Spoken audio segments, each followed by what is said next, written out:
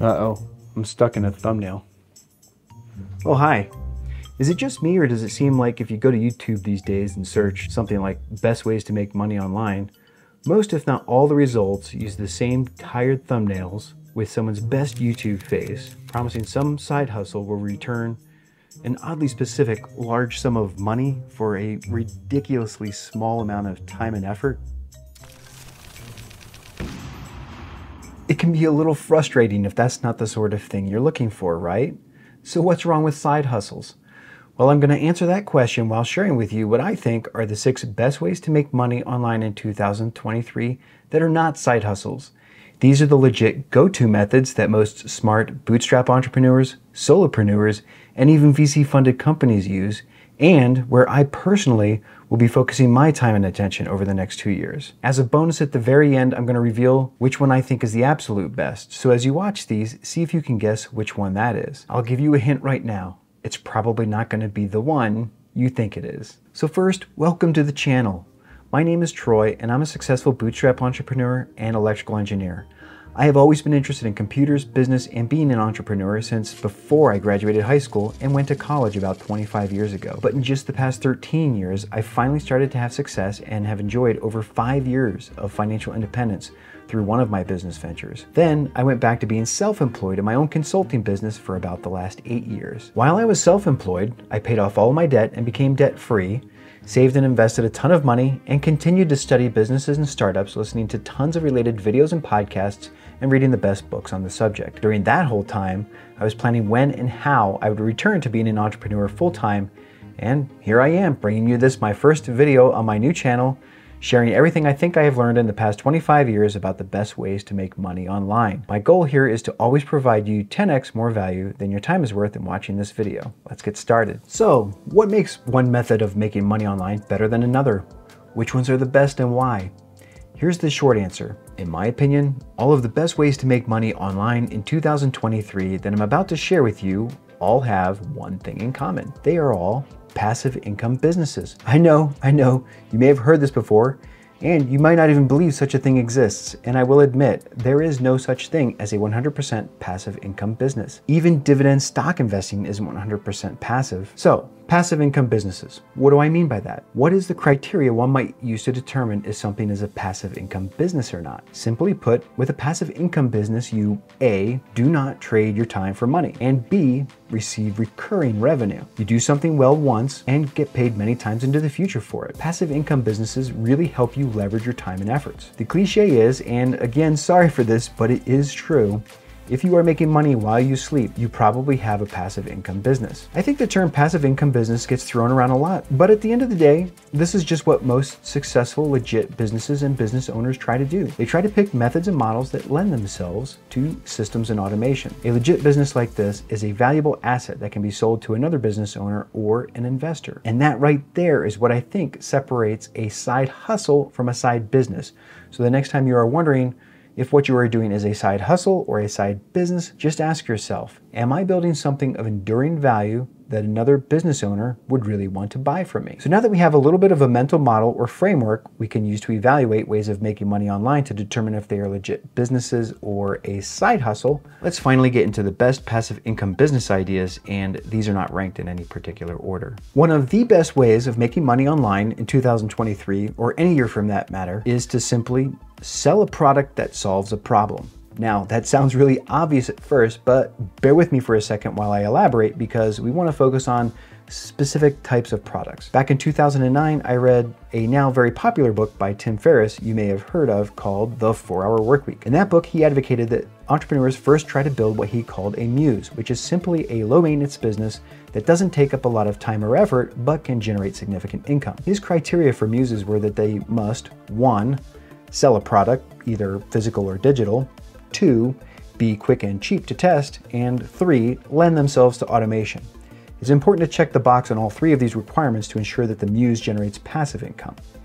It's important to sell a product because other types of businesses that provide some type of a service take too long and do not scale easily. It's important you be able to test the muse cheaply and quickly by using advertisements to see if you have a profitable muse within a month or two. And then finally, through streamlining and automation within a month or two, you should start to reduce the amount of time it takes to run the business, with the goal being about 4 hours per week or less. Let's first talk a little bit more about number 1, digital products. The most popular digital products are ebooks and courses.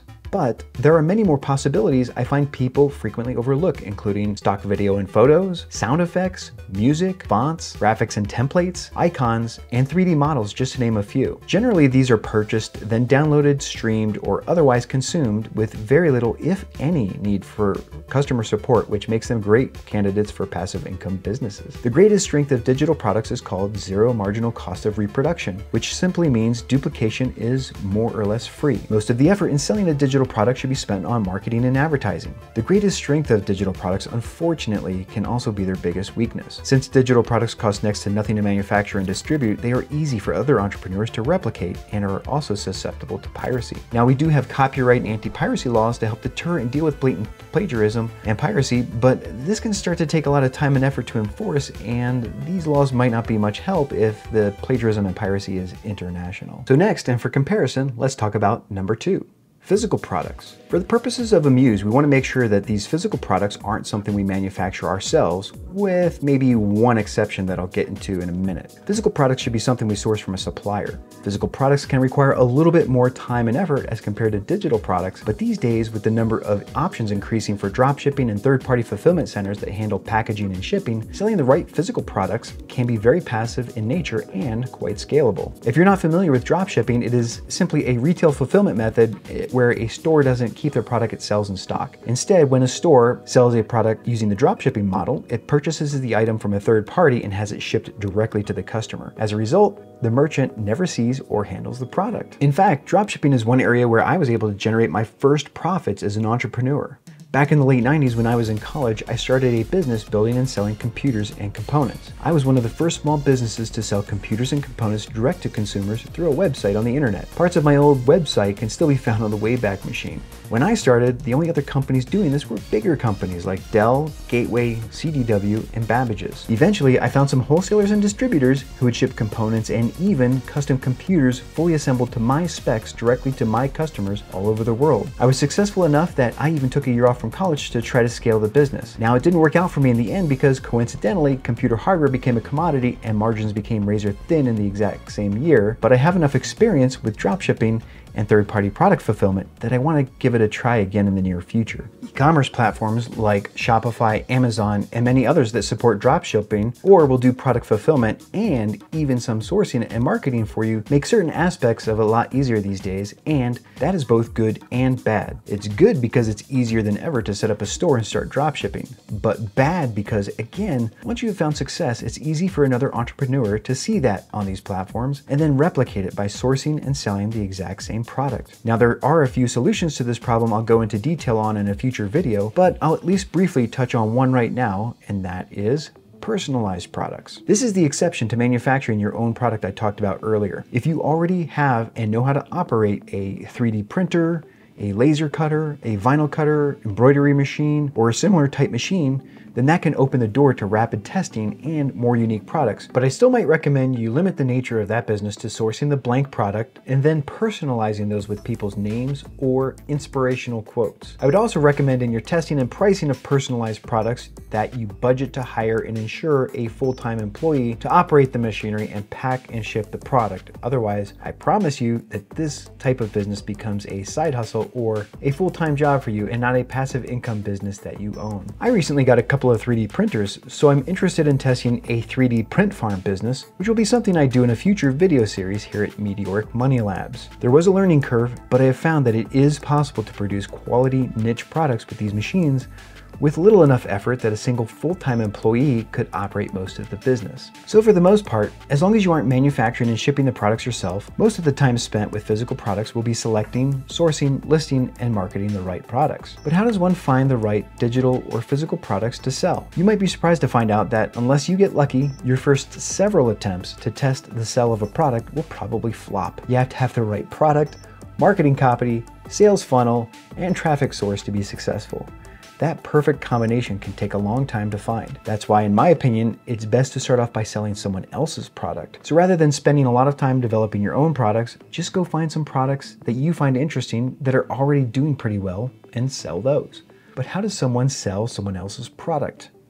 That brings me to the third best way to make money online, and that is content marketing. What is content marketing? Content marketing is creating and publishing valuable, relevant, and consistent content to attract and engage a target audience via blogs, social media, videos, podcasts, and newsletters, just to name a few mediums. Instead of directly promoting a product or service, content marketing aims to provide useful information, entertainment, or education to the target audience. The goal is to build trust, establish authority, and grow a niche audience, and ultimately drive sales of various products to that audience. Another bonus to content marketing is that high quality content can be monetized fairly quickly through multiple streams of ad revenue, affiliate marketing, sponsored content, and direct supporters or subscribers to premium content via platforms such as Patreon or other membership sites. So with content marketing, you are making more money faster through multiple income streams without having to find your own successful product up front. I made over $500,000 in profit with content and affiliate marketing and was financially independent with that business for over 5 years. I was successful enough to be sponsored to attend affiliate marketing conferences for free by large affiliate marketing networks. Here's a picture of me meeting Jeremy Schumacher at AFCON 2010. Later that night, they had a limo shuttling people from the convention center to a nightclub where I was able to meet and talk with another famous affiliate marketer, James Martell, whose book I had purchased and followed to get started in affiliate marketing myself. Most people actually understand what affiliate marketing is these days, and I don't have to try to explain it like I used to back in 2010. That's because we hear about it all the time on various websites, YouTube, and social media.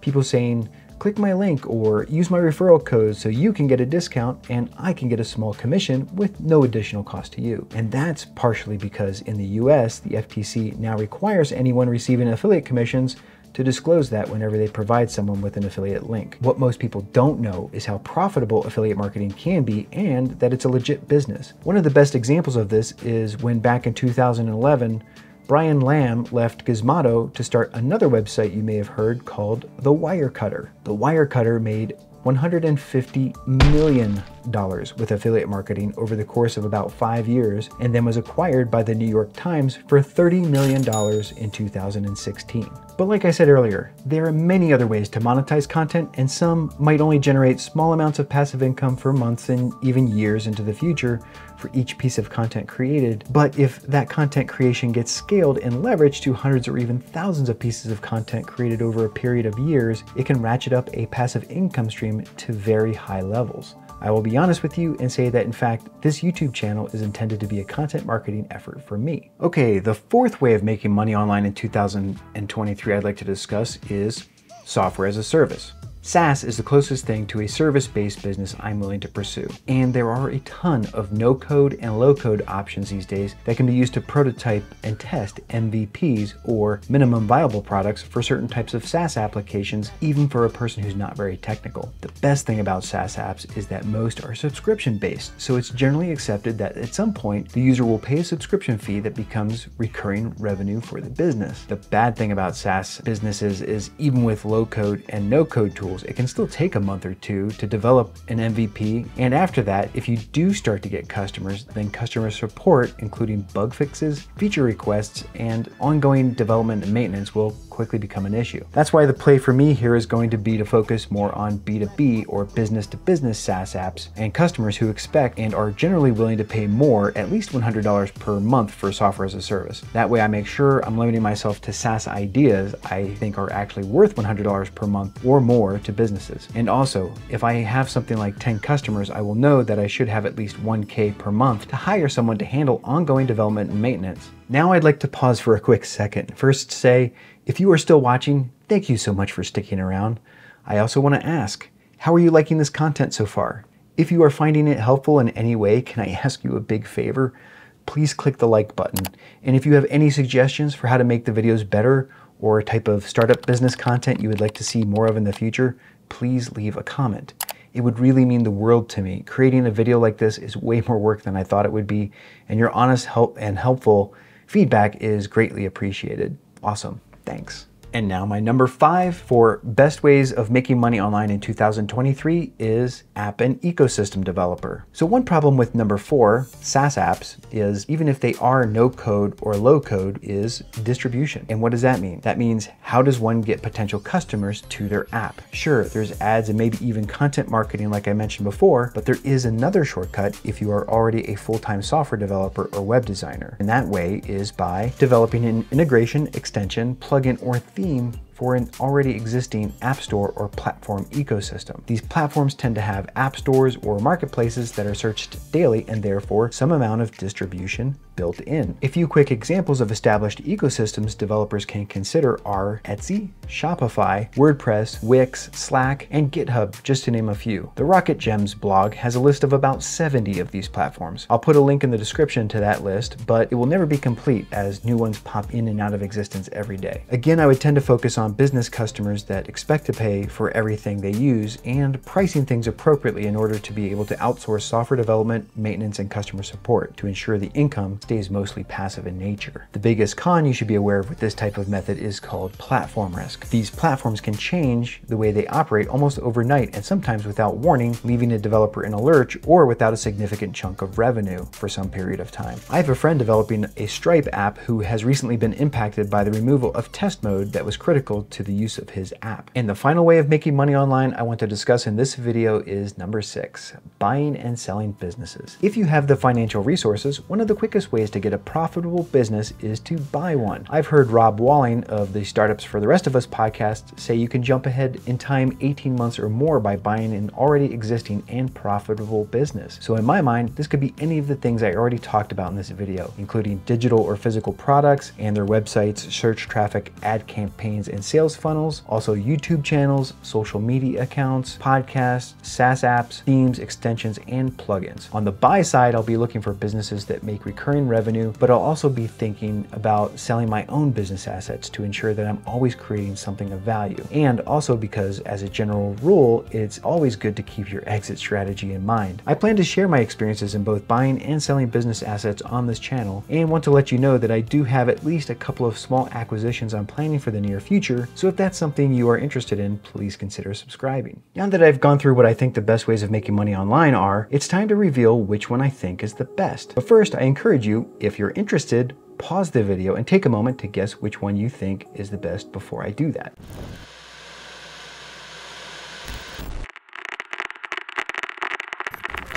Alright, so you may have figured out by now that this was a trick question. In my opinion, there isn't one best way overall. The best approach, in my opinion, is to plan to eventually utilize a combination of these methods up front with intent.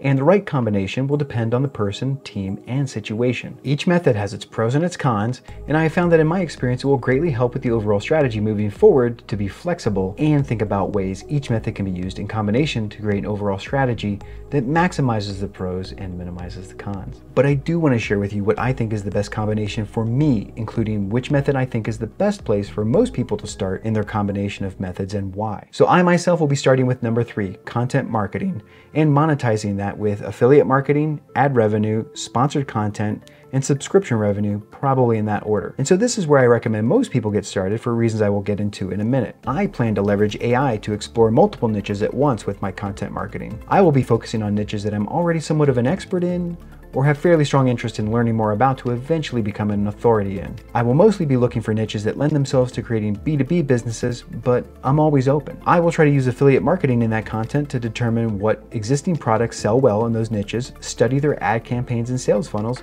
as well as uncover what problems and pain points people still have that aren't being addressed by those products. Then I will develop my own products that either solve the same problems better or solve adjacent problems in the market. Now I want to focus on developing B2B products such as B2B SaaS apps as mentioned in number 4. But again, I'm flexible and willing to solve problems for any markets I can reach effectively with whatever type of products those markets need. Finally, I will thin the herd and follow method 6 to sell whatever assets I've been able to build, no matter how big or how small, in niche markets that make sense for me to exit, and potentially look to buying businesses or assets in markets I want to enter. I will then primarily repeat that 3-4-6 combination continuously over and over. I might occasionally try to buy some assets up front for a new niche market I want to enter, but in that case, I will be looking for content marketing assets to give my marketing a boost right from the start. I also might decide to just sell my content marketing assets in a niche before I even get to the product development stage. And this is something that really gets me fired up and excited. It's methods 3, 4, and 6 that are really the perfect nexus of content, code, and capital, the 3 C's that anyone can leverage. It's possible these days, especially with AI, to leverage or even directly convert one of the C's into another at any time. I believe really amazing things can happen very fast operating in this space. So that's my plan moving forward, and I want to reiterate.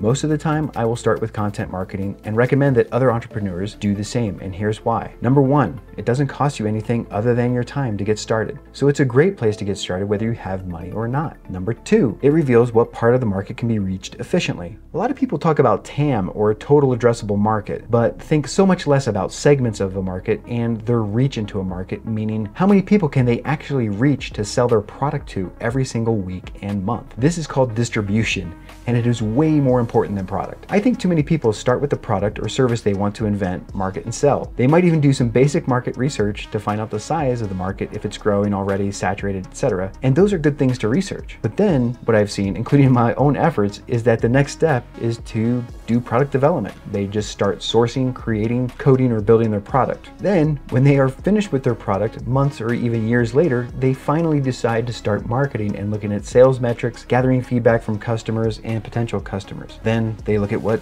part of the market they can actually reach efficiently and how they should tweak their product or marketing to try to get close to product market fit after they have already invested a significant amount of time and money into the first iteration of their product. More experienced entrepreneurs will create an MVP, or minimum viable product, which is just a bare bones, stripped down version of their product, and try to ship it ASAP in order to get marketing and talking to their customers sooner. And this is the basic process that the book The Lean Startup outlines and advocates for. But I don't totally agree with it, at least not for me. I have even heard SaaS thought leaders say, start marketing the day you start coding, which is a slight improvement from the Lean Startup method, and it might be a little bit better, but I still think that's suboptimal. For me, it makes the most sense to just start marketing with content marketing first and sell other people's products through affiliate marketing, ads, and sponsored content, and put the product development step much further down the road. I have seen and experienced so many advantages that I will probably create an entire video on this in the future. But to wrap up this video, I want to point out that this is not a new idea and venture a guess as to why more people don't do it. We have seen plenty of examples and proof that this works very well in the real world. Joe Rogan launches a supplement brand off his podcast that almost instantly does millions in sales. Mr. Beast launches Beast Burger and a chocolate product and pretty much anything, and it does well right away. Logan Paul launches an energy drink that does great, etc. Why don't more people start with content marketing to see if they can build their own distribution channels first? Well, I think a lot of people are actually starting this way today because they see it being done more and more by regular people, like some fairly normal person in their early 20s who, without any prior success or credibility, figures out the algorithm well enough to post their 100th piece of content about how they made multiple 6 figures in their second year on the platform as a business and finance influencer. On the flip side of the coin, I think some of these influencers start creating content just because they want to be content creators, making some money off of ads, and are leaving a lot of money on the table in the process, not considering a product to sell. They are just mimicking their idols, though maybe without as much intent or foundational knowledge and business principles, but it seems to work out for them, and so people try to replicate that success. Or they might suffer from not invented here mentality and get totally wrapped up in their own idea for a product, thinking marketing is below them and not as prestigious as developing their own slick, fully original product from the beginning. And I get it. I mean, can you imagine someone applying to a startup accelerator like Y Combinator or Techstars, and in their application they put something like, we don't have a product, we are going to start content marketing to see what markets we can reach first? That would never fly. They would probably be better off pitching themselves as a media company and pivoting down the road. Another reason could be that some people have advanced degrees and good paying, high profile jobs and be too worried about what other people might think about them taking to the web and social media as a business in and of itself. I know it was hard for me to explain to people why I was leaving electrical engineering, and even harder to explain to them how I was making so much money when I finally quit my full-time job. They didn't believe that I could be financially independent with affiliate marketing, and to be honest, I didn't believe I could do it either until I did. Some said I was throwing my career away. Part of the reason why I went back into electrical engineering in 2015 was to prove to myself and to others that I could go back to electrical engineering whenever I wanted to, though I didn't plan to work in the industry again as long as I did. In 2011, when we bought our house, the banker handling our home loan had doubts and asked about these large transfers into our personal bank account from my business account every month for more than 2 years. I said, hey, it's on the loan application. I'm a business owner and that's my business income. In the end, the banker decided not to count the income towards our loan application since we had already qualified for the lowest interest rate on the loan anyway, and it was going to cause a lot more due diligence and paperwork on their end to consider it. And so that was a bit of a hit to my ego. So I understand firsthand how hard it can be to make the leap to become and to keep being an entrepreneur. So that's it for this video. In future videos, I plan to do a deep dive and actually use each of these ways to make money online myself. I don't claim to know everything. I am just here to practice in public as much as possible, share what I have already learned and what I continue to learn. I love the YouTube community and I'm grateful for everything I have learned from such great content here, and I really just want to become a part of that community and to see if there is something I can contribute. I hope to do this by documenting all of my future experiences, both failures and successes, with you in video format so we can both benefit. That's why I named the channel Meteoric Money Labs. Learning in business requires doing and experimentation, and there are plenty of things I haven't done yet that I want to learn by doing. So again, if that all sounds good to you and is something you would be interested in seeing more of in the future, please consider subscribing and be sure to turn on notifications since my content isn't likely to be super consistent in the beginning while I try to figure out my production workflow. I put probably over 100 hours into this first video already, which includes a lot of learning, setting up my little studio here, research, scripting, and shooting. I haven't even gotten to editing yet. Hopefully future videos will be higher quality and less effort, so it would be very encouraging to me if you are still here at the end of this pretty long but thorough video to like my video and subscribe. And if I've convinced you that content marketing is the best way to start, then you'll be interested in watching this next video where I compare all of the content marketing mediums I can, including blogs, YouTube, social media, newsletters, and podcasts, to tell you which one I think is the best and will be focusing my time and attention on over the next couple of years. Thanks again for watching, and see you in the next one.